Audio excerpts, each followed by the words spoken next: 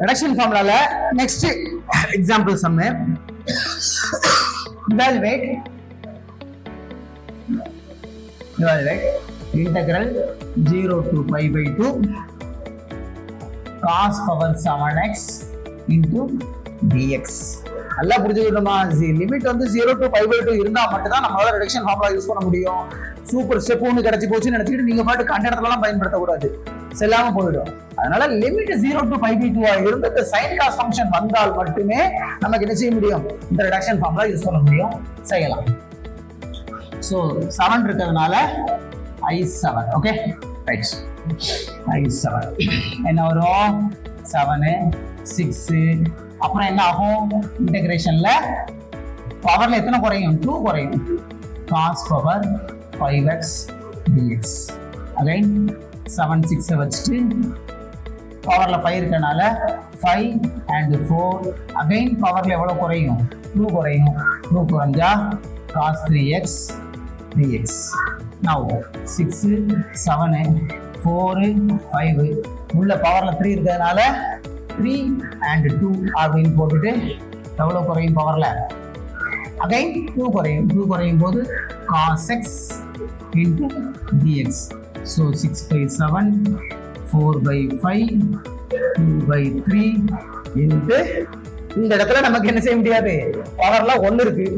1ல வந்து 2 எல்லாம் குறைக்க முடியாது, -1 வந்துரும். சோ அந்த லெவலுக்கு போக கூடாது. நம்ம இத நேரடியா என்ன செஞ்சிரணும்? இன்டகிரேட் பண்ணிடலாம். cos இன்டகிரேட் பண்ணா என்ன வரும்? sin x. ஒரு விஷயம் நல்லா புரிஞ்சுக்கணும், sin ஐ இன்டகிரேட் செய்தால் you will get minus cos x and cos x I integrate செய்தால் you will get only sin x. அதுதான் அங்க நடந்திருக்கு. So upper limit minus lower limit போடணும். so 6 by 7 4 by 5 2 by 3 upper limit minus lower limit போடும்போது sin 5 by 2 minus sin 0.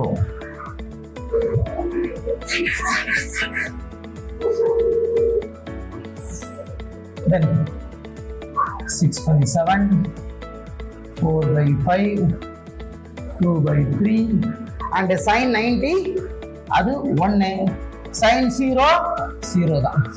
so 6 by 7 4 by 5 2 by 3 into 1 போடுங்க. அடி கொடுக்கலாமா? 1 3 is 3 2 3 are 6. வேற ஏதாவது அடிக்க வாய்ப்பு இருக்கா? சான்ஸ் இல்லை. அப்படி நியூமரேட்டர் மல்டிப்ளை 2 தான். 4 2 are 8 8 2 are 60. கீழே 7 5 are 35. so this is your answer for integral cos power 7x dx.